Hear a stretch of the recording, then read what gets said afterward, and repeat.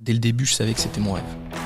Dès le lycée, dès le début de mes études supérieures, vraiment, c'était mon goal absolu, sans trop y croire. Quand tu rentres chez Google, tu te dis, bah oui, mais je suis pas un expert Google Ads. Ils recrutent pas des experts Google Ads. En fait, ce qui avait joué en ma faveur, c'était qu'un, ils cherchaient à comprendre la motivation, est-ce que j'étais vraiment motivé ou pas. Et moi, j'étais plus que motivé. Quand tu arrives en pitch, ce qui fonctionne, c'est des case studies. J'avais appris une dizaine de case studies par cœur. Salut Tanguy. Salut Hugo. Quel plaisir de t'avoir aujourd'hui pour pouvoir parler de ta carrière chez Google, chez Asana. Merci d'être présent. On va parcourir l'ensemble des étapes de ta vie qui t'ont amené dans ces carrières de la tech et aujourd'hui à être entrepreneur. Est-ce que tu peux te présenter rapidement ? Ouais, bien sûr. Déjà, merci beaucoup pour l'invitation. J'ai l'impression d'être un boss un peu là, assis comme ça. Dans le canapé. Écoute, rapidement, effectivement, comme tu l'as dit, je travaille chez Google et Asana. Ça a été une longue journée. Si je repars un petit peu de la genèse du tout début, j'ai fait une terminale S, option sciences de l'ingénieur, moi à l'époque. Ce qui fait que j'étais un peu amené à normalement faire une prépa et puis une école d'ingénieur. Ça m'a pas du tout plu. J'ai vu mon frère en prépa complètement sous l'eau, à bosser à fond, etc. Ça m'a fait un petit peu peur. Et du coup, j'étais un peu paumé en sortant de la terminale, de mon côté. J'ai étudié plusieurs voies possibles, notamment mise à niveau d'art appliqué pour faire du design produit, etc. Finalement, j'ai un peu abandonné ça. Je me suis retrouvé en gros en BTS MUC, que j'ai fait du coup en alternance, parce que j'avais envie de commencer à bosser. Je pensais arrêter les études assez tôt, pour être honnête. Et puis je me suis rendu compte que c'était assez facile, entre guillemets, que j'avais des facilités et que ça me plaisait bien, l'aspect commerce. Et donc j'ai enchaîné derrière en école de commerce, où je suis rentré via un concours un peu particulier qui est le concours sportif de haut niveau. J'ai fait 3 ans en alternance également. Il y a qu'une école qui faisait ça, en tout cas à l'époque, c'était Montpellier Business School. Donc moi j'ai fait ça pour faire l'alternance parce que j'avais vraiment adoré. Ouais. Et puis après ça, je suis parti 1 an en Australie parce que mon anglais était vraiment très mauvais. Il fallait que je le bosse. Donc je suis parti en Australie. J'ai fait 1 an de voyage et j'ai bossé aussi. Et puis ensuite je suis revenu en Europe, en France d'abord dans un premier temps pour postuler à fond. C'était mon job pendant quelques mois. À la sortie de cette période pour postuler, je suis rentré chez Google. Là, j'ai fait 3 ans et demi. Et après ça, du coup, je suis passé... Donc, c'était à Dublin. Et puis après ça, je suis passé chez Asana, à Dublin. Et avec Asana, je suis rentré en France. Tout ça, c'était pendant le Covid. C'était un peu particulier, on en parlera peut-être. Ouais. Et plus récemment, j'ai quitté Asana et j'ai lancé ma boîte qui s'appelle Circla. Super. Waouh, t'as tenu le challenge de te présenter en 1 minute, je pense. C'est parfait parce qu'on a l'aperçu de tout ton parcours. Et ça fait quoi de travailler chez Google concrètement quand tu arrives à Dublin ? Est-ce que c'est comme dans les films ? Je te pose la question comme si je savais pas parce que c'est pour notre audience. Hein. On a été ensemble dans les mêmes équipes. Ouais. Mais, très curieux d'avoir ta première impression. Moi, j'étais un grand fan de Google. Très grand fan. Dès le lycée, école de commerce, un petit peu tout. Je faisais toutes mes présentations sur Google. Donc, c'était mon rêve concrètement de rentrer chez Google. Déjà, la première question qu'on m'a posée quand je suis rentré chez Google, c'est ça fait quoi de réaliser son rêve à 23 ans, je crois, ou 24 ans. Et c'est vrai que ça faisait bizarre. C'était vraiment le truc que je voulais dans ma vie. J'ai réussi à le faire. C'était génialissime. Et ça m'a pas déçu. En fait, ça a été que mieux que ce que je pensais encore. J'avais vu les films sur Internship où tu vois les toboggans, etc. Je me disais ça va être dingo. Ouais. Et ça a été dingo. Alors pas de toboggan pour le coup à Dublin, mais ça a été vraiment vraiment dingo. Qu'est-ce qui a rendu l'expérience waouh, ou en tout cas tes premiers mois, est-ce que c'était comme ce à quoi tu t'attendais au final ? Ouais, en fait t'arrives, déjà tu prends 2 semaines où t'es dans un bootcamp pour démarrer, avec des gens qui viennent de partout en Europe, voire partout dans le monde. J'avais des potes qui étaient norvégiens, US, tu rencontres des gens de partout, c'est juste extraordinaire déjà ça, parce que moi j'avais pas vécu ça, tu vois, à part un petit peu en Australie, mais c'était vraiment pas la même chose. Ouais. Et puis là, après ces 2 semaines, tu commences sur un job où tu te retrouves un peu propulsé en phase de CMO, de directeur marketing, et puis tu te dis, bah voilà, c'est à moi, je dois leur donner des conseils, entre guillemets, sur leur stratégie, surtout Google Ads dans un premier temps, puis après sur une stratégie marketing. Donc tu te retrouves vraiment propulsé sur un job à forte valeur ajoutée, je dirais. Et puis tu représentes Google, ce qui était pour moi un rêve et du coup une pression aussi supplémentaire. Il y a ce fameux syndrome, tu sais, de l'imposteur que tu as un petit peu au début. Comment tu l'as géré ce syndrome ? En fait, je me suis rendu compte que je crois que 90% des gens l'avaient. Et du coup, à partir du moment où 90% des gens l'ont, tu te dis, bon, bah, on va bosser ensemble, on va le faire. Et puis, en fait, si tout le monde l'a, c'est que c'est juste parce que c'est le branding de Google. On va passer au-delà et puis ça va aller. Mais au début, pas simple. Je savais pas trop gérer ça. Je trouvais ça tellement extraordinaire de bosser chez Google que je me disais mais qu'est-ce que moi je fous là? Enfin, je suis loin d'être le couteau le plus aiguisé du tiroir, tu vois. Donc qu'est-ce que je fais là? Et puis finalement ça passe et puis tu te rends compte que le job est extraordinaire. Du coup tu te plais dans le job, tu progresses dans le job et bah tout de suite ça va de soi quoi. Alors le job en question, c'était quoi? Pour ceux qui connaissent pas l'univers Google, qui connaissent pas l'univers Google, qui connaissent pas l'univers des pubs, est-ce que tu pourrais nous l'expliquer de manière assez simplifiée, on va dire? Ouais, bien sûr. Alors le nom du job en soi, ça s'appelle Account Stratégiste. Je pense que c'est la seule boîte qui a ce nom de poste pour le coup en interne. Ouais. D'ailleurs sur LinkedIn, les gens mettent pas trop Account Stratégiste. On voit plein de choses, mais c'est l'équivalent de compte manager. En gros, tu as un portefeuille de clients qui va au début, je crois, autour des 200 clients.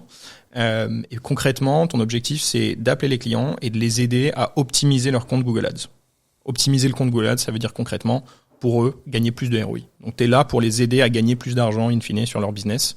Et donc, c'est super noble, entre guillemets. Même si, évidemment, encore une fois, tu vends des produits. Donc, l'idée, c'est que tu vends le produit Google Ads, ce qui fait que tu fais du chiffre d'affaires pour ta boîte. Mais le retour pour le client, c'est de se dire, s'il achète plus, il gagne plus. Et donc, c'est juste extraordinaire de rentrer là-dessus. Donc, voilà, en gros, le job très rapidement. Très, très clair. Du coup, tu étais un expert direct en arrivant. Tu connaissais tout sur Google Ads? Ouais, je connaissais tout. Non, concrètement, j'avais fait un petit peu de Google Ads avant, mais très peu. Enfin, en fait, je n'y connaissais rien, quoi. En arrivant, en gros, concrètement, pendant les deux semaines de bootcamp au début là de Noogler, ce qu'on appelle Noogler, les New Googlers, on te fait passer justement cette certification Google Ads que tu passes en groupe, sur lequel tu es accompagné, sur lequel tu es aidé. Donc là, c'est vraiment intéressant parce que c'est là que tu commences à apprendre la théorie et puis la mise en pratique se fait petit à petit. En fait, la mise en pratique, c'est je commence, j'ai un client au téléphone, il m'explique ses problématiques, je vais voir mes collègues autour, on était une centaine, il me semble, à l'époque. Donc j'ai des collègues qui sont ultra seniors, qui ont vu tout ce qui se passait sur un compte, toutes les possibilités, et eux vont me dire voilà, tu fais plutôt de cette manière-là, plutôt de cette manière-là. Est-ce que c'est ça sa problématique? Oui, à ce moment-là, tu peux faire ci, ça, etc. Et donc c'est comme ça que tu apprends en fait, vraiment entouré de tes collègues, en plus de la théorie évidemment. C'est un bon point que tu mentionnes parce que c'est vrai que quand t'arrives, t'es Noogler, tu connais pas grand-chose, tu te formes au mieux possible avec les formations, les certifications, etc. Mais ça reste encore un peu théorique. Et au final, le coaching que tu as de par tes collègues qui l'ont fait, qui sont là dans le job depuis 2, 3, 4 ans, qui ont été confrontés à des dizaines de clients, ils t'apportent une couche de connaissances vraiment incroyable. Et c'est vrai que on n'en parle pas assez de ces collègues qui inspirent, je trouve. Ouais. On peut faire un petit salut, moi, à Romain Gora, de mon côté, qui a été clé vraiment sur mon onboarding. Oui. Je suis arrivé chez Google, on était un groupe de 4 en Salut gros. Romain. Dont Anthony Shelley qui a une super carrière maintenant dans l'AD aussi avec sa super boîte DataShake qu'on salue également. À tout à l'heure pour le déj. Exactement.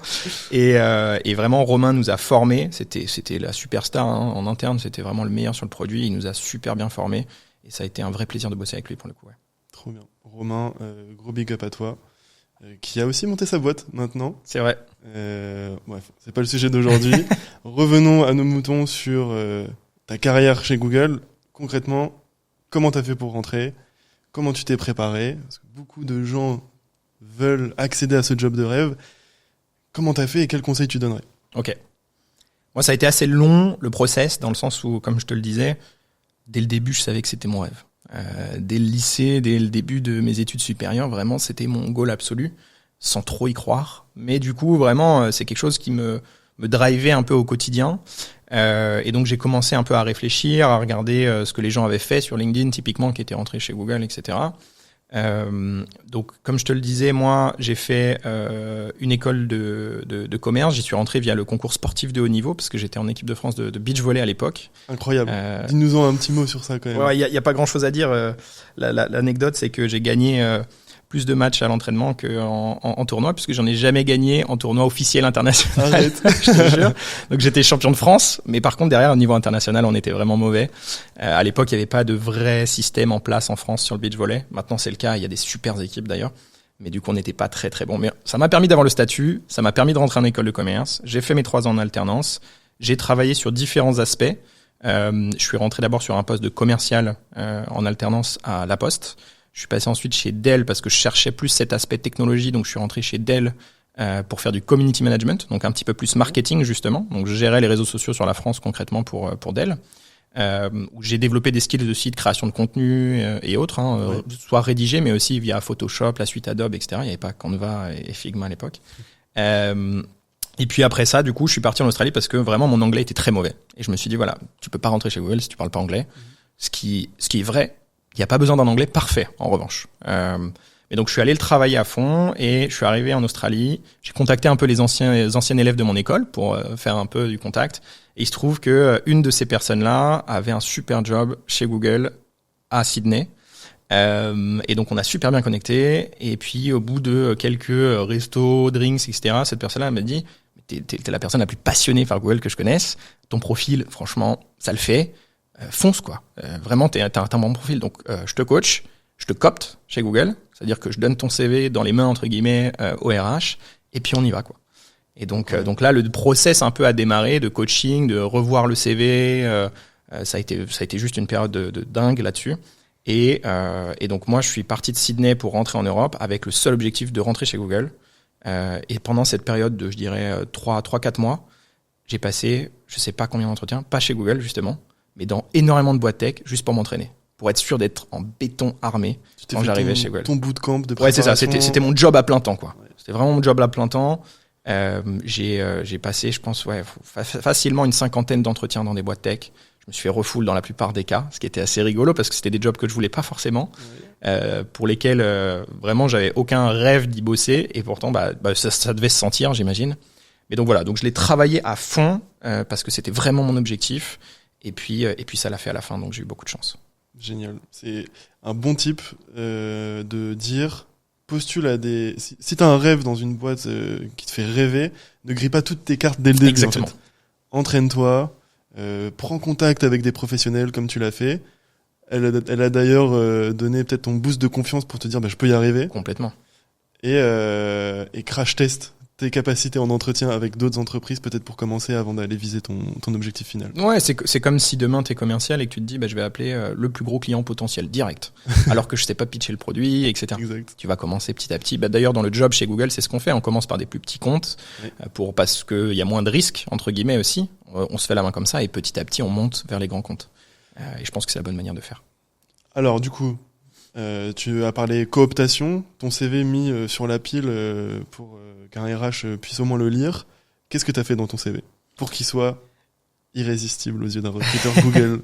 Ça a été une période où effectivement je suis arrivé du coup avec mon CV face à cette personne qui m'a coopté et puis elle l'a mis sur le grill et elle l'a démoli pour le reconstruire petit à petit. Des choses que j'avais pas en tête, moi, honnêtement. Ce que j'avais fait, c'est que je creusais chaque expérience énormément dans mon CV, avec un long texte pour expliquer tout ce que je faisais, etc. Ce qu'elle m'a dit tout de suite, c'est les recruteurs, ils ont pas le temps. Pas le time. Vraiment, pas le temps. Donc, bullet point. Et on dit exactement ce qu'on a fait, très précisément, en max une ligne, et on rajoute des chiffres. Concrètement, on liste les différentes missions. On liste derrière ce qu'on appelle l'outcome, ce que tu as reçu de ça, donc en termes de skills et en termes de résultats chiffrés. Donc derrière, à chaque expérience, moi j'avais le titre, très précis aussi, avec la date, évidemment, la location, etc. La liste de ce que j'ai appris, les skills que j'ai développés et l'outcome en chiffres. Parfois, il y a des jobs sur lesquels on a l'impression qu'il n'y a pas de chiffres. En fait, il y en a toujours. Il faut juste aller chercher un peu plus loin.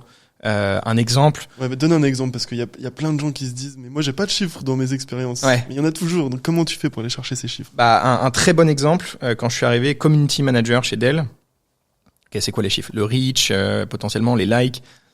Ok, on peut le mettre, mais ça parle pas forcément. Donc en fait, je suis allé chercher un peu plus loin. J'ai discuté avec mon manager. Il m'a expliqué que alors ce que je savais, mais il m'a expliqué chiffré que le but des réseaux sociaux chez Dell, c'était de limiter le nombre d'appels au support. En fait, les réseaux sociaux n'étaient pas utilisés pour faire de la pub, en marketing pour faire de l'acquisition, mais plutôt à l'inverse, en termes de support. Et donc là, il m'a dit, voilà, depuis qu'on a lancé les réseaux sociaux, on a économisé, j'ai plus les chiffres en tête, mais 500 000 appels au support. Ce qui représente tant de temps, multiplié par potentiellement le salaire, multiplié par le potentiel de churn chez les clients, etc. Magnifique. Tant de dollars. Et donc en fait, j'ai réussi comme ça à calculer un outcome de mon job sur un programme qui est un peu plus large. J'étais peut-être pas le seul justement à avoir cet impact-là, mais en tout cas j'y ai contribué.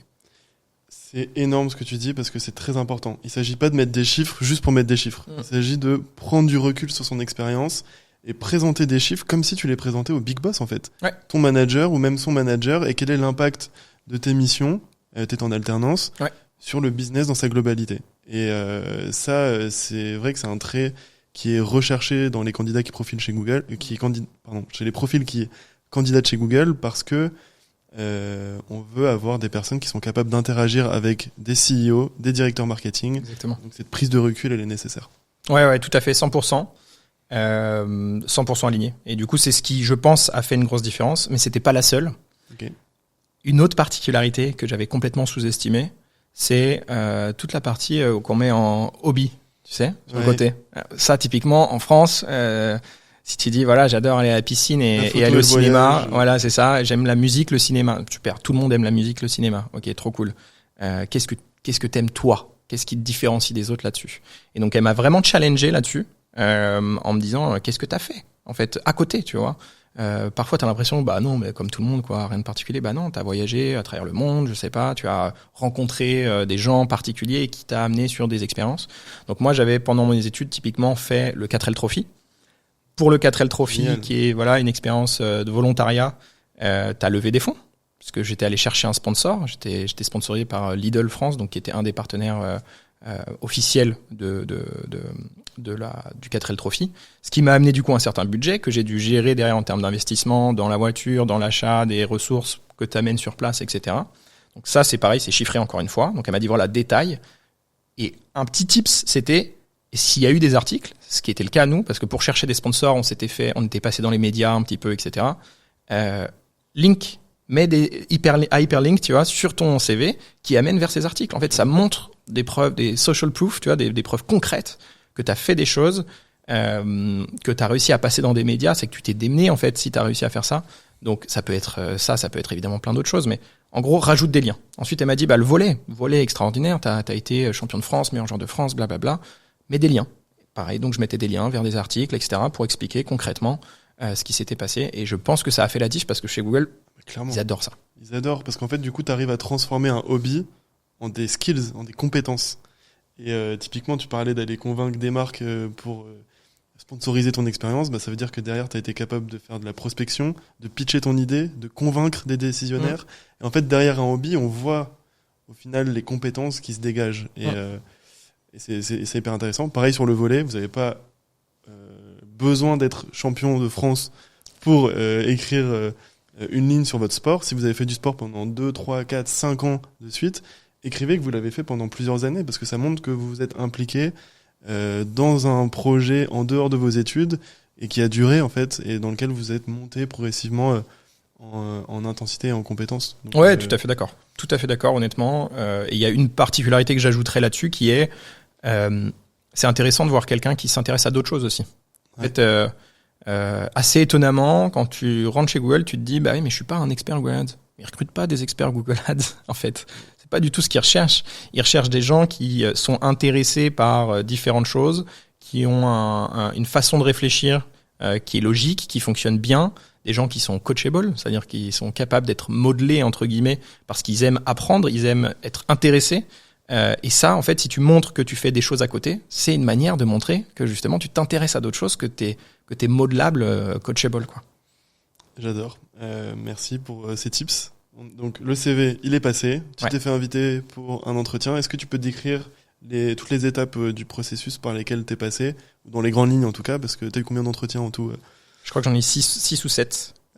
C'était un peu particulier. Je pense que la personne qui m'a coopté m'a un peu surestimé et j'ai été coopté du coup pour un level supérieur à le entry level dans un premier temps. Donc j'ai eu un premier entretien qui s'est très bien passé avec quelqu'un de vraiment super sympa.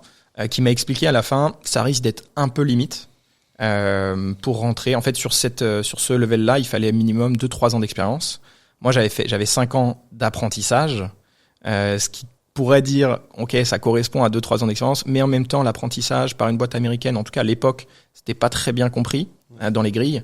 Et donc, voilà, on m'a dit, on peut aller au bout si tu veux, mais c'est risqué pour toi parce que si t'es pas pris, t'es pas pris. Et puis, quand t'es pas pris, je crois que tu dois attendre 6 mois avant de pouvoir repostuler. Et donc il m'a dit sinon tu peux postuler sur le job d'entry level qui est juste en dessous Moi, mon rêve, c'était juste d'entrer chez Google. Vraiment, aucun souci là-dessus.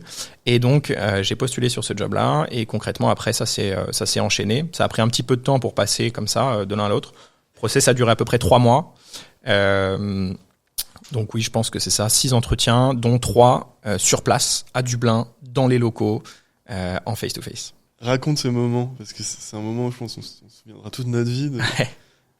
Quand t'es là et que t'attends tes premiers entretiens et que t'es au siège en fait de Google et que tu vois tous les Googlers qui gravitent. Très particulier. Qu'est-ce que tu t'es dit à ce moment-là? Moi, je connaissais du coup quelqu'un qui déjà la veille m'avait fait visiter les locaux, qui s'appelle Rémi, qui a monté DataShake avec Anto, donc on le salue évidemment. Et donc il m'avait fait visiter les locaux, donc ça commençait déjà moi de mon côté à me dire waouh, mais c'est juste extraordinaire, ça donne encore plus envie, etc. J'étais arrivé la veille parce que j'avais un autre entretien justement, parce que comme je te le disais, je passais pas mal d'entretiens avec une autre boîte qui s'appelle MongoDB. Donc j'étais déjà à l'hôtel à Dublin depuis une nuit. J'avais passé cet entretien-là et le lendemain j'allais chez Google. Donc là je suis arrivé à l'hôtel parce que Google m'avait réservé une chambre d'hôtel la veille pour que je sois en forme le jour de mes entretiens. Je suis arrivé à l'hôtel, on m'a donné une enveloppe avec marqué Google dessus en disant voilà ta chambre et voilà l'enveloppe de Google. Déjà juste extraordinaire, ouais c'est clair. Tu montes dans ta chambre, tu ouvres l'enveloppe et puis là tu ouvres l'enveloppe et tu vois effectivement une lettre de la part de Google en disant bienvenue, tu l'as fait jusqu'ici déjà, c'est extraordinaire. Des petites anecdotes sur Dublin, des petits conseils si jamais tu veux aller visiter un petit peu la ville, juste t'accueillir en gros d'une vraie manière. Et puis après le lendemain, le jour arrive, t'as 3 entretiens qui s'enchaînent. Donc toi tu restes dans une salle et c'est les intervieweurs qui viennent chacun leur tour. Je crois que c'était 2 fois 30 minutes et 1 fois 45, il me semble, si je me trompe pas. Donc c'est 1h45 d'entretien, peut-être 2 heures. Et donc ça se passe relativement bien. Le premier, super. Le deuxième, en anglais, que je redoute un petit peu, se passe super bien. Mon anglais était pas parfait. J'ai fait des erreurs, je les ai moi-même entendues. C'est un peu gênant, mais en fait c'est pas grave. Tant que tu arrives à te faire comprendre et que t'es fluide, tout se passe bien. Et puis arrive le dernier avec un manager ultra reconnu chez Google, redouté, je dirais presque à ce niveau-là. Et l'entretien se passe bien. Il me challenge, vraiment, il me challenge sur certains points. Vraiment un entretien, mais vraiment très très intéressant. Et j'en ressors en me disant bon, ça le fera pas. C'est mort. Voilà, je me dis c'est mort, clairement. J'appelle ma copine. C'était une belle expérience. Vraiment en mode c'est fini quoi, tu vois. Je l'appelle, c'était une belle expérience quand même, c'était génial, mais bon là, c'est sûr que ça le fera pas quoi. Il se trouve que ça a été manifestement mon meilleur entretien en fait. Des 3 des 3 en tout cas, le retour sur cet entretien a été vraiment très très bon.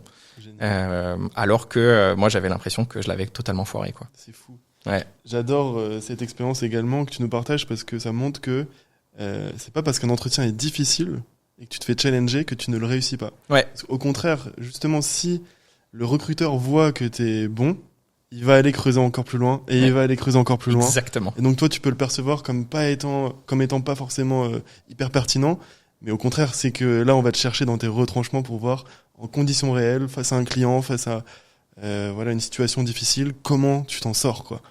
Et donc, t'as réussi à... C'est exactement ça, mais vraiment, et maintenant, je me rends compte, même après... j'ai fait passer pas mal d'entretiens chez Google par la suite. Et je m'en suis rendu compte qu'en fait, ce qui avait joué en ma faveur, c'était ils cherchaient à comprendre la motivation. Est-ce que j'étais vraiment motivé ou pas? C'était vraiment ça le plus important. Et moi, j'étais plus que motivé. Et la deuxième chose, c'était est-ce que je l'avais bossé, l'entretien? Est-ce que j'avais vraiment bossé mon truc ou pas? Et c'est ça qu'il allait chercher. Tu vois, il m'a challengé sur des choses en disant, si t'es en pitch client, il se passe ça. Qu'est-ce que tu fais? Toi, t'es là... moi, en fait, ce que j'avais fait, comme je l'avais bossé à fond, c'était un des conseils d'ailleurs de la personne qui m'avait coaché en me disant quand tu arrives en pitch, ce qui fonctionne, c'est des case studies. J'avais appris une dizaine de case studies par cœur, mais vraiment, et sur toutes les branches, du travel, l'automobile, etc. Donc, il me dit il se passe ça, qu'est-ce que tu fais? Je dis ça dépend.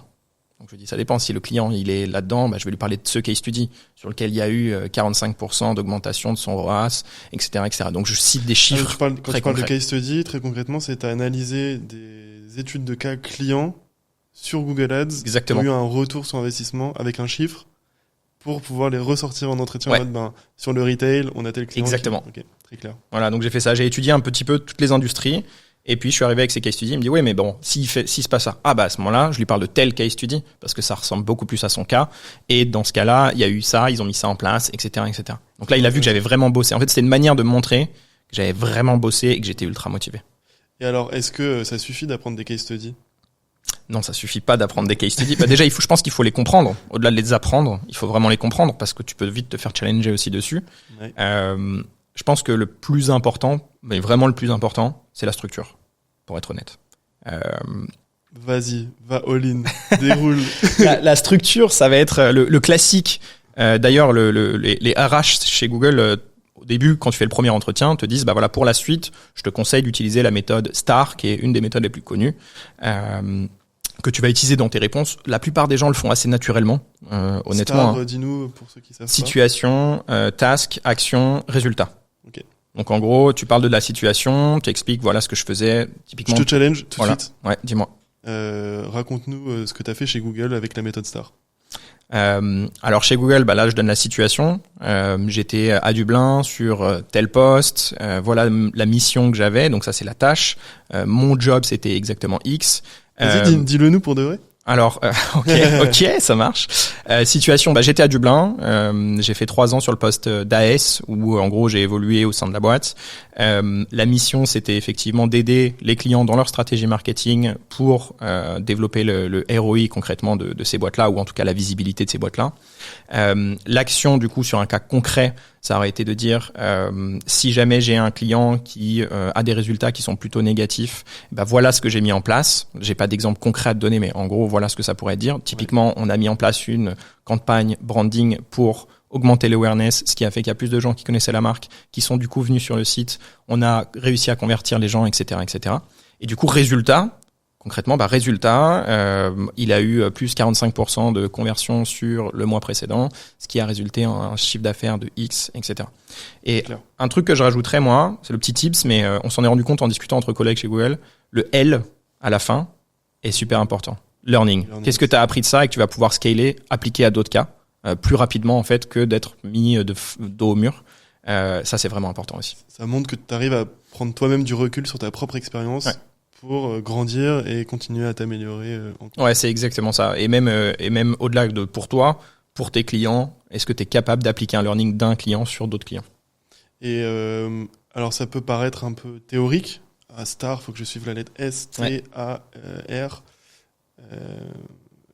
Quel serait ton conseil, toi, pour que ce soit pas en fait une méthode scolaire, quoi? C'est pas le but. Je pense qu'il faut s'entraîner. En fait, des exemples de questions hypothétiques, typiquement, s'il se passait ça, qu'est-ce que tu ferais? Ou raconte-moi une fois où tu as X, tu vois. Tu t'écris plein de questions comme ça. Tu peux même demander à ChatGPT aujourd'hui de te rédiger des questions. Hein. Tu peux dire raconte-moi une fois où et donne-moi des exemples, 10 exemples. Et puis tu y réponds. Limite, tu te filmes. Voir si tu y réponds toi-même en STAR. Et donc tu prends des notes en disant bah voilà, là j'ai dit ça, il me manquait un peu cette partie-là, c'est-à-dire que c'est pas clair pour quelqu'un d'extérieur parce qu'il va pas comprendre. En fait, l'idée de cette structure, c'est juste de dire mon audience va exactement comprendre ce qui s'est passé dans un laps de temps assez réduit parce que justement c'est très clair et très structuré. Donc en fait tu le fais, limite tu montres les vidéos à d'autres personnes en mode est-ce que c'est clair l'expérience, et puis après tu prends des notes. Je pense que ça pourrait fonctionner. Sachant que toi tu as fait passer des entretiens aussi, donc tu sais ce que c'est d'être en face et de réceptionner une expérience que quelqu'un te décrit. Quand tu prends tes notes, en fait, si la personne elle est structurée dans sa tête, tes notes elles sont très claires, elles sont très structurées. Si c'est le bordel dans la tête de la personne en face, tes notes, elles reflètent la même chose, quoi. C'est exactement ça. J'ai fait passer vraiment beaucoup d'entretiens. Chez Google, il y a le 20% projet qui est très présent. Moi, j'étais ce qu'on appelle POC, Point of Contact RH. Donc, en fait, j'étais en contact avec les RH en permanence et j'étais le référent en gros RH pour l'équipe France. Donc j'ai fait passer énormément d'entretiens et j'ai traîné des gens pour devenir intervieweur. Ça c'était super enrichissant pour moi, c'était vraiment extraordinaire pour le coup. J'ai vraiment appris beaucoup de choses, notamment ces deux choses que je disais au début qui est petit 1, la motivation. Est-ce que les gens sont vraiment motivés pour rentrer chez Google et au-delà de rentrer chez Google pour ce job particulier sur lequel ils apply. Et la deuxième chose c'est est-ce qu'ils l'ont bossé l'entretien? Parce qu'en fait, t'as beau être quelqu'un qui, encore une fois, réfléchit super bien, coachable, structuré. Si t'as pas du tout bossé ton entretien, ça se voit. Et si je me dis, cette personne-là, elle l'a pas du tout bossé, si demain, je lui confie une mission, ça va se sentir, du coup, forcément. Et à l'inverse, quelqu'un qui bosse à fond l'entretien, mais qui est pas du tout structuré, etc., comme tu le dis, dans mes notes, ça va se ressentir, parce qu'on prend énormément de notes, pendant les entretiens.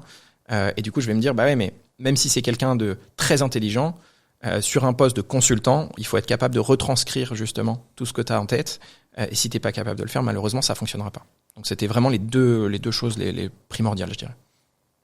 J'aime bien aussi le fait que tu dises que c'est un rôle de consultant d'une certaine manière, parce que t'es commercial, t'es sales, mais t'es aussi dans le conseil. T'accompagnes des entreprises à améliorer leur ROI, à partager des bonnes pratiques pour optimiser toutes les campagnes. Comment tu te situais, toi, dans ce job? Est-ce que tu étais plus justement avec la casquette sales, la casquette consultant? C'est assez intéressant ta question.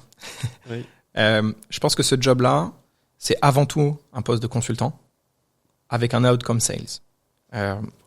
Chez Google, j'étais considéré comme un des, tu peux le dire, j'étais considéré comme un des sales pour le coup de l'équipe. Et je pense que c'était le cas parce que j'avais cette approche consultant. Oui. Ce que je veux dire par là, c'est que si demain je vais voir une entreprise et je lui dis, faut absolument que tu achètes 200 000 euros de YouTube, ça va cartonner. Ça marchera jamais, d'accord? Si par contre, je vais faire mon taf de consultant en amont très profondément, je vais comprendre vraiment le pain point concret de ce client-là, je vais comprendre sa situation actuelle au niveau global, que je vais aller creuser vraiment pour dire, ok, mais attends, si demain on génère 200 000 leads, comment tu les traites? Parce qu'en fait, c'est une vraie particularité aussi. Si je te vends quelque chose, tu as énormément de leads, que tu n'es pas capable de les traiter, ça n'a aucun intérêt, tu vas perdre de l'argent. Donc il faut comprendre vraiment en amont tout ce qui se passe. Et ça, c'est quelque chose que j'ai mis en place chez Google aussi quand j'ai coaché des nouveaux entrants, pour leur dire voilà le process concrètement, pour aller creuser, prendre des informations, pour pouvoir être capable de proposer derrière le bon produit, justement, qui va faire que, 1, ça fonctionne, évidemment, et 2, que le client va être content et va vouloir aussi continuer. Et donc, c'est ce qui fait que tu es un bon sales à la fin, c'est que tu as bien compris en amont. Et en fait, ça se retrouve dans la tech au niveau global. Hein. Cette phase amont de ce qu'on appelle discovery est juste la plus importante. On te coach même dès ton arrivée chez Google avec du consultative selling, tout à fait. etc. Parce qu'en fait, si tu es perçu comme quelqu'un de confiance de la part de l'entreprise et que tu es capable de l'aider sur ses plus gros problèmes, ouais. Derrière, la vente, elle est induite parce que ce que tu proposes, c'est une réponse à ce problème, quoi. Ouais, tout à fait. Bon, alors, tu as passé combien de temps chez Google en tout? 3 ans et demi, il me semble. 3 ans et demi. Un petit peu moins. Est-ce que tu as évolué pendant ces 3 ans de job en job? Comment ça se passe? Ouais, c'était une belle époque. Je suis rentré chez Google sur un job d'AS en ce qu'on appelle small business. AS, donc account strategist. Account strategist, small business. Et puis après 3 mois, j'ai évolué vers un autre programme qui s'appelait Engage, qui est en gros sur des plus gros clients et du coup avec un book réduit. C'était un pilote en Europe. Et donc j'ai fait ça, je l'ai lancé pour la France avec mes 2 autres collègues. J'ai fait ça pendant 6 mois et puis après je suis parti côté partenaire, agence. C'est quelque chose qui me bottait énormément moi. Je pense que c'était aussi le fait de, quand tu es chez Google, tu sais, t'as un coaching de plan de carrière. Et ça m'a fait rendre compte que mes points forts, moi personnellement, c'était de créer des relations entre les gens qui étaient assez fortes, soit avec moi, soit même entre des gens autres. Et du coup, cet aspect agence, partenaire me branchait vraiment énormément et j'avais envie de découvrir ça. Et donc, je suis allé découvrir ça et j'ai fait le reste de ma carrière là-bas, donc un peu plus de 2 ans, où j'ai géré différentes agences médias sur le marché français. Gérer veut dire concrètement que j'étais leur point de contact et que j'allais les aider sur leur cas client concret. Donc j'allais venir avec eux en rendez-vous client pour aider le client. J'allais potentiellement les former sur certains produits. J'allais aussi, à l'inverse, prendre leur feedback sur Google et peut-être faire remonter du coup certains aspects. Donc on était vraiment partenaires dans la réussite à la fois de l'agence et de Google et évidemment surtout du client final. À chaque fois, tu as dû passer des entretiens à chaque étape? À chaque fois, j'ai dû passer des entretiens, ouais. Ouais, à chaque fois. La première fois pour le pilote, je pense que j'ai eu qu'un entretien parce que c'était un pilote et donc on savait pas si ça allait durer de toute façon. Et pour passer côté agence, il me semble que j'en ai eu 2 ou 3. Ouais, 2 ou 3. Donc en fait, cette compétence que tu as développée pour rentrer chez Google, pour passer des entretiens, elle t'a suivi tout au long de ta carrière parce que tu as dû à chaque fois en fait dans ton évolution te remettre sur le grill des entretiens et donner la meilleure impression possible pour être recruté, quoi. À 100%. Chaque fin d'année, on a une évaluation des performances chez Google et on t'encourage justement toi à expliquer de façon succincte ce que tu as fait, ce que tu as réussi, ce que tu as failé, Et tout ça, du coup, de manière, encore une fois, chiffrée, donc data-driven, avec une explication claire, parce que on n'a pas le temps de lire un gros paragraphe, avec des liens hypertextes vers, justement, des case studies, ce genre de choses. Donc, encore une fois, tu es amené à le faire de toute façon en interne. Et donc, c'est un peu ton CV interne.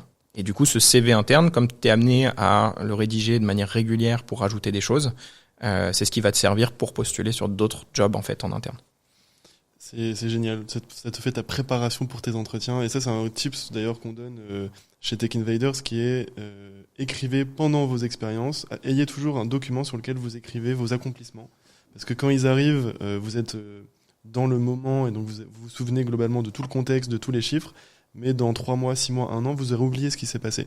Donc, keep track. Écrivez tout ce qui arrive au quotidien dans votre entreprise, dans votre job, pardon. Toutes les semaines ou tous les mois, hein, pas besoin de le faire tous les jours. Et à la fin, vous verrez tout ce que vous avez accompli et vous en serez fiers, en fait. Vous serez là, waouh, j'ai fait tout ça. C'est un super bon point. Et au-delà de ça, j'ajouterais même que, d'ailleurs, pour passer les entretiens chez Google, comme on te pose des questions hypothétiques ou raconte-moi une fois où, etc., le mieux, c'est quand tu as réussi à noter tout ça, et c'est pas que ce que tu as réussi, hein, c'est aussi dire, j'ai eu une problématique avec mon manager, ça s'est très mal passé dans mon expérience précédente, comment est-ce que j'ai essayer d'approcher cette difficulté, comment est-ce que je l'ai potentiellement résolu ou pas. En tout cas, voilà, c'est des choses à noter qui arrivent dans sa carrière, c'est tout à fait normal. Et l'idée, c'est comment est-ce qu'on ressort grandi de ça. Et donc, moi, mon conseil là-dessus pour les entretiens, à la fois en interne et en externe, c'est de se dire, ces différentes histoires, je les note, et il y a moyen de les tourner en fait dans différentes choses. J'ai eu un conflit énorme avec mon manager. Potentiellement, j'ai réussi à le résoudre de telle manière. J'ai appris ça. Ok, potentiellement derrière, finalement on s'est quand même séparés. J'ai appris ça, etc., etc. Donc il y a plein de choses à dire sur chaque expérience de façon différente en fait selon comment on le tourne. Et du coup, c'est des réponses aux différentes questions de Google. Très clair, merci. Après, t'es pas resté que chez Google, t'as évolué. Tout à fait. Comment tu t'y es pris pour continuer à évoluer dans ta carrière en fait? Il y a un moment où tu te poses forcément des questions. Est-ce que je reste chez Google toute ma vie? Parce que c'est une boîte qui est juste géniale et tellement énorme en termes de possibilités que tu pourrais rester vraiment toute ta carrière chez Google. Comme c'était un peu mon premier CDI, j'avais aussi envie de voir autre chose. J'avais une petite passion qui se développait autour du SaaS parce que tous mes potes à Dublin, autres que chez Google, étaient dans des SaaS, donc le SaaS Software as a Service, des logiciels, et ça cartonnait pour eux. Ça marchait vraiment super bien. À la fois de manière pécuniairement et puis à la fois sur l'aspect skills où je voyais qu'ils développaient des skills géniales en termes de sales pur. Donc ça m'intéressait énormément cette partie-là et j'ai essayé de creuser un petit peu, voir chez Google comment est-ce qu'on travaille avec les SaaS. Les software as a service, les logiciels sont pas forcément les plus gros spenders, donc les plus gros annonceurs chez Google, et donc c'était relativement limité pour moi. Donc dans un premier temps, j'ai fait venir des logiciels autres, type HubSpot par exemple, chez Google pour former les équipes sur ce que c'est qu'un CRM, le marketing automation, en quoi ça complète justement toute la partie ads, ce qui m'a encore plus donné envie d'aller voir à l'extérieur en fait ce que c'était qu'un logiciel. Et donc il y a un moment où je me suis dit ok, faut que je me remette dans les entretiens parce que voilà, concrètement moi c'est mon process, je passe beaucoup d'entretiens pour avoir après l'entretien final. Donc j'ai commencé à postuler sur des jobs que je voulais pas forcément, juste pour repasser des entretiens. Pour te remettre dans le bain, quoi. C'est pas cool pour les entreprises, mais voilà. Et donc il y a un job chez Asana où j'en parlais à ma copine et je lui dis je le prendrai pas ce job dans tous les cas, mais c'est cool quoi, tu vois. Et je passe le premier entretien RH, ça dure 10 minutes au téléphone, elle me dit ok parfait, tu rencontres le boss et ça va à la next step. Je rencontre le boss. J'avais fait ma due diligence quand même. Quoi le poste C'était channel manager. Okay. Donc en gros, c'est un peu pareil que ce que je faisais chez Google dans le sens où tu manages des partenaires qui sont revendeurs de la solution SaaS. Je fais ma due diligence, je travaille mes entretiens, un peu moins que pour Google évidemment, parce que c'est pas un job que je voulais forcément à la base, mais je les bosse, j'étudie la concurrence énormément, j'étudie la croissance du marché. J'étudie potentiellement la façon dont les différents compétiteurs se présentent sur le marché, etc. Déjà dans un premier temps pour moi, pour comprendre ce marché-là, parce que ça m'intéresse, et deux, parce que ça va me servir dans les entretiens. Ils font quoi Asana au cas où pour ceux qui... Asana, c'est une solution de work management. Concrètement, c'est un logiciel pour manager ses projets au quotidien dans une entreprise. Et j'arrive à ce deuxième entretien avec le boss, et ça doit être un très très bon sales, il me close direct. Il me fait l'entretien, donc je lui présente tout, il me dit c'est cool, t'as bossé, t'es motivé, ça se voit, c'est top, super. Le rôle de challenge manager en fait que je te propose, c'est pas juste un rôle de challenge manager, c'est le premier challenge manager dans le monde, parce qu'on est en train de créer le programme. Et donc de 1, tu vas créer ta fiche de poste, et de 2, tu vas nous aider à créer le programme. Et là je me dis c'est dingue, incroyable, dingue. T'es dans une boîte pré-IPO qui va rentrer en bourse quelques mois après. C'est un peu la start-up au sein de la start-up, tu vois. Moi, j'ai toujours été un passionné start-up, lancer une boîte, etc. Mais j'ai jamais eu vraiment les coronesses pour le faire. Et donc, je me dis, bon, bah, génial qu'en termes d'expérience, je crée un programme. J'ai quand même énormément de ressources. C'est juste génial. C'est beaucoup plus simple que de lancer sa boîte. Mais ça va me permettre effectivement d'apprendre beaucoup de choses sur le côté un peu scrappy, tester des choses, itérer, etc. Et donc, je vais plus loin. Les autres entretiens se passent vraiment super bien. Je crois que j'en ai 8 au total, avec différentes personnes, parce qu'ils sont en train de créer le rôle, donc ils savent pas trop à quoi s'attendre non plus. Et là, les entretiens, ils ressemblent à quoi? Parce qu'on n'a pas trop parlé des case studies. T'as un peu évoqué, en effet, les études de cas et comment répondre à des situations réelles. Il y en a eu pas mal, j'imagine, sur 8 entretiens. Des mock calls, des case studies, des pitchs, des choses comme ça. Ouais, alors ils s'attendaient pas forcément, enfin ils savaient pas à quoi s'attendre sur ce rôle puisque c'était une création de poste. Okay. Donc c'était un peu brouillon. Les entretiens. Brouillon dans le sens où c'était des super entretiens. Ça m'a donné moi envie d'y aller parce que tous les gens que j'ai rencontrés étaient super intelligents et réfléchissaient bien et me présentaient les choses de manière super. Enfin c'était vraiment une bonne ambiance. Quand tu commences à sentir la culture dès les entretiens, c'est super important, tu vois. Mais il y avait des questions qui se répétaient pour moi d'entretien après entretien. Peut-être que c'était fait exprès d'ailleurs. Honnêtement, peut-être que c'est fait exprès pour voir si j'ai différentes réponses aussi. Je sais pas. Mais dans tous les cas, j'ai pas trouvé ça challenging du tout par rapport à Google. J'ai trouvé ça vraiment assez naturel. Après, j'avais une expérience plus solide aussi que quand je suis rentré chez Google. Aussi, voilà, c'est ça. Un beau bagage. J'avais beaucoup de choses à raconter et donc ça c'était super fluide. Et pas forcément de cas vraiment particuliers, à part effectivement sur cette étude de la compétition que j'avais déjà fait en fait en amont. Okay. Et du coup, t'as eu le job. Du coup, j'ai eu le job. Et il était où? Enfin, t'es retourné en France en fait. Alors d'abord, ça a été à Dublin. J'ai quitté le 6 juillet Google et j'ai commencé du coup, je crois que c'était un vendredi et le lundi, je commençais chez Asana. Pas le time, pas de break. On sait jamais, tu vois, c'était plus important de commencer bien dans le rôle. Ils avaient essayé de négocier pour que je commence encore plus tôt, mais je voulais bien finir les choses aussi avec Google. Et en fait, à partir de mars de cette année-là, c'était le Covid. Donc en fait, j'étais en remote, moi déjà, que j'avais passé un petit peu en France. Et du coup, je suis revenu à Dublin, derrière, pour le Covid, chez Asana. Donc j'ai commencé toute ma période en Covid et je l'ai fini toujours en remote, en fait. Donc j'ai fait mes 4 ans chez Asana en full remote. D'abord à Dublin, puis après je suis rentré en France parce que j'ai eu un enfant et donc je me suis installé en remote en France et j'allais très régulièrement à Paris pour voir les équipes et voilà. Quel conseil tu donnerais à quelqu'un qui a déjà quelques années d'expérience et qui veut faire un jump dans sa carrière justement, qui veut aller chercher soit des plus gros postes, des plus gros salaires ou des plus grosses entreprises? J'ai pas un conseil spécifique. Je pense que de 1, c'est important de passer beaucoup d'entretiens. J'adore ça moi, mais c'est important parce qu'en fait, pendant les entretiens, c'est pas que l'entreprise qui te pose des questions. En fait, c'est toi qui poses des questions à l'entreprise. Et donc, si tu as un bon bagage, que tu souhaites faire un jump potentiellement, peut-être qu'il est trop haut déjà pour toi. Et s'il est trop haut, toi tu vas te dire ouais génial, je triple mon salaire, etc. Mais s'il est trop haut, tu risques aussi de te casser la gueule. Donc ça peut être risqué. Et c'est le moment pendant les entretiens de poser ces questions-là, d'être honnête aussi sur ton expérience, sur ce que tu vas pouvoir apporter à l'entreprise. Donc vraiment, je dirais, on regarde un petit peu toutes les offres qu'il y a sur le marché, on postule, on voit en fait, on lance la canne à pêche, tu vois, on voit ce qui est retour. S'il n'y a pas de retour, on se pose des questions peut-être sur justement le CV, peut-être qu'il faut que je me fasse un petit peu coacher là-dessus, peut-être qu'il faut que je me fasse coopter par des gens dans ces boîtes-là. Je change mes approches.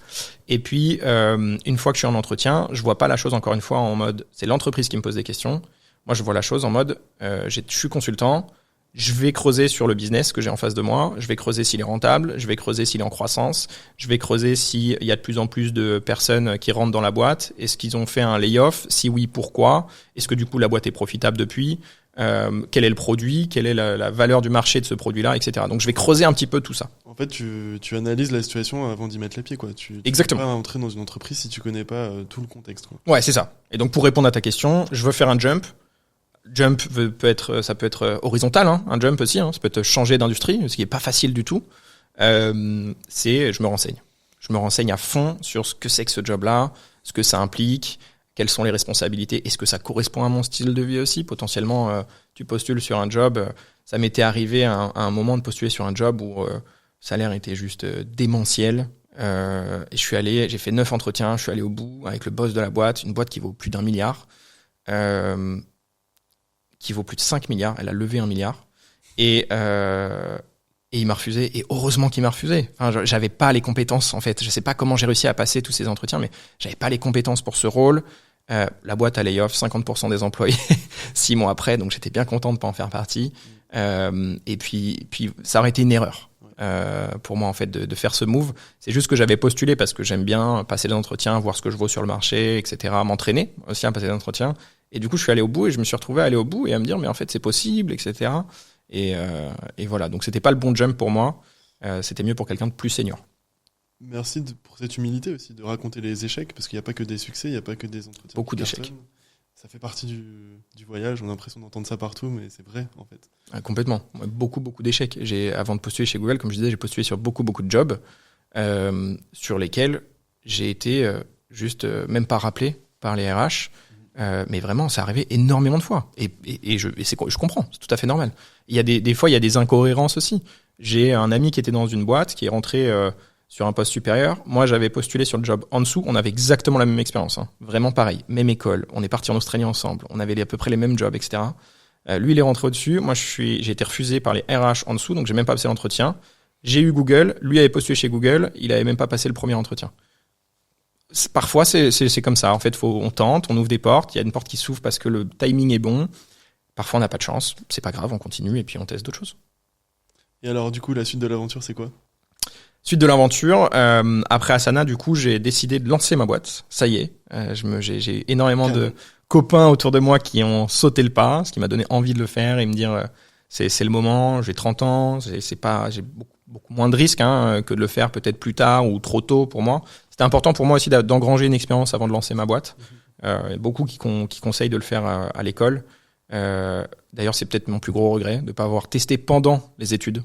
Le plus gros regret de toute ma carrière, parce qu'en fait, c'est une expérience de dingue à vendre aussi derrière en entretien. Mais bon, bref, ça c'est fait. À perdre quand t'es étudiant, t'as ton temps, t'as exactement. des ressources. C'est juste ouf, quoi. T'as des ressources, t'as plein de gens autour de toi qui sont des gens potentiellement intelligents, qui peuvent t'apporter des choses. Tu peux tester, il y a peu d'impact en fait sur ton futur. À part positif, enfin genre c'est ouf, quoi. Donc il faut lancer une boîte quand on est étudiant, je trouve. Mais bon, je l'ai pas fait malheureusement. Et donc j'ai lancé la boîte avec un ancien collègue de Google, Étienne Delouvrier. On a lancé une boîte qui s'appelle Circla, qui fait salut Étienne, qui fait de l'aide au choix d'outils, et qui en gros concrètement, on va avoir une entreprise qui a une problématique particulière, surtout sur trois verticales qui sont le sales, commercial, marketing et productivité. S'il y a un pain point, une problématique en interne dans ces boîtes-là, l'idée c'est de se dire, on va faire cette phase de consultant, de discovery, on va essayer de comprendre justement toutes ces problématiques, s'il n'y a pas des problématiques derrière les problématiques aussi, et de continuer à amener la personne vers, ok, sur le marché, il y a 3 solutions qui peuvent répondre à ton besoin, potentiellement. On va t'aider à builder un cahier des charges. Par exemple, je sais pas, tu es dans la médecine, peut-être que tu as besoin d'avoir un data center en Europe. Ça, toutes les solutions ne l'ont pas. Peut-être que sur ces 3 solutions qu'on a shortlistées, il n'y en a plus qu'une. On va peut-être creuser du coup cette solution en amont et puis après on verra s'il y en a d'autres, etc. Donc on va aider dans tout ce processus d'achat de la solution, on va aider le client pour trouver vraiment la bonne solution qui correspond à son besoin. Et derrière, on va trouver des partenaires potentiellement pour l'implémentation, pour les aider du coup à bien implémenter, parce que l'outil c'est une chose, mais l'opérateur derrière, celui qui va t'aider à le mettre en place, c'est ça le plus important. Donc on va t'aider à trouver le bon partenaire pour pouvoir justement bien implémenter la solution. Très clair. Là, on résout des vrais pains connus des entreprises qu'on a pu accompagner sur les dernières années. Donc, c'est génial. Je vous souhaite beaucoup de succès avec Étienne sur Circla. Merci beaucoup. Ça te fait quoi, là, d'être dans cette phase ? Ça fait quoi, quand même 6 mois, là, maintenant que tu es dedans ? Ouais, à peu près. Après le salariat, l'entrepreneuriat, comment tu te sens ? On va dire que ça va être la question de la fin. c'est challenging, hein. C'est justement en termes de priorité, c'est dingue en fait. En termes de priorité, qu'est-ce que tu priorises? Tu dois tout faire, mais tu peux pas tout faire. Donc ça change. C'est ça. Pour moi, c'est ça la plus grosse différence. C'est vraiment que tu dois prioriser et c'est super compliqué de savoir quoi prioriser. Alors que quand t'as un job et que t'as une job description, c'est beaucoup plus simple. Là, ça reste vraiment compliqué. Par contre, tu touches à énormément de choses. Ça, j'adore, c'est génial. T'as beaucoup plus de liberté, en fait, dans ton quotidien pour faire des choses. Et ce que je préfère de loin dans l'entrepreneuriat, moi, mais vraiment, ce que j'adore, c'est que je rencontre des gens extraordinaires. Beaucoup plus. En fait, j'avais des collègues extraordinaires. Là, je rencontre des gens qui font et qui ont fait des choses totalement variées, etc. Que ça me permet de me dire, attends, j'ai tel sujet qui m'intéresse. Bon, je vais aller parler à 5 personnes qui sont spécialistes dans ce sujet-là ou qui débutent dans ce sujet-là pour avoir leur retour, leur feedback. Et j'apprends comme ça. Et c'est quelque chose que j'aurais pu faire dans mon job, que j'ai jamais fait. Mais cette curiosité que j'apprends dans l'entrepreneuriat me régale. Bravo pour tout ça. Merci pour cette inspiration. Je pense que ce qui se dégage, c'est le fait que tu arrives à prendre de l'inspiration de personnes qui excellent dans leur domaine et qui te poussent à aller plus loin, en fait. Ça a été le cas quand tu t'es fait coopter avec la personne qui travaillait chez YouTube en Australie, quand tu as été exposé à des nouvelles problématiques dans l'industrie par des clients. Là, tu es entrepreneur et tu continues à te faire inspirer par des personnes qui l'ont fait. Et je pense que c'est une très bonne manière d'appréhender les choses, en fait, de toujours voir comment on peut s'améliorer, monter dans les échelons de sa vie et prendre les techniques de ceux qui ont réussi aussi juste avant. 100%. Un concept qui blow my mind, tu vois, c'était le Dunning-Kruger. Tu sais, où tu commences à apprendre quelque chose sur un sujet, t'as l'impression que tu deviens expert sur le sujet assez rapidement parce que t'as lu 3 articles de blog et vu une vidéo sur YouTube. C'est bon, je maîtrise. Ouais, voilà, c'est bon, je suis tranquille, tu vois. Et puis après, t'as cette vallée de l'inconnaissance, ou je sais plus le terme, j'ai pas envie de dire de bêtises, mais t'as une vallée où tu te dis, en fait, je pige rien sur le sujet parce que t'as continué à apprendre et tu t'es rendu compte du vaste sujet que c'était, qu'il y avait des experts qui étaient sur le sujet depuis 20 ans, qui même eux avaient pas tout découvert. Et là, tu te dis, je sais rien du tout. Je sais que je ne sais pas. Je sais que je ne sais pas, exactement. Et puis après, tu remontes justement parce que si tu continues à apprendre, tu deviens expert. En fait, moi, c'est ça sur à peu près tous les sujets et je suis toujours en bas. En fait, j'essaye d'être en bas. J'essaye de passer cette barrière j'ai l'impression que je connais tout pour au moins arriver en bas et me dire, du coup, j'ai envie de regarder ceux qui savent vraiment pour continuer à apprendre. Et je pense que sur aucun sujet aujourd'hui, j'ai réussi à remonter encore sur cette courbe-là, mais sur j'ai les le temps. ads, sur les relations clients. Je sais pas il y aura toujours mieux en tout cas. Il y aura toujours mieux. Mais très inspirant. Sortir de sa zone de confort et continuer Exactement. à évoluer. Ouais. Merci Tanguy, c'était incroyable. Beaucoup Merci de à toi. valeur ajoutée, beaucoup de conseils. On continue à se voir, on continue à échanger. Ouais. Je te souhaite beaucoup de succès pour la suite et reviens quand tu veux. Également, merci beaucoup pour l'invitation et puis force à Tech Invaders. Merci Tanguy.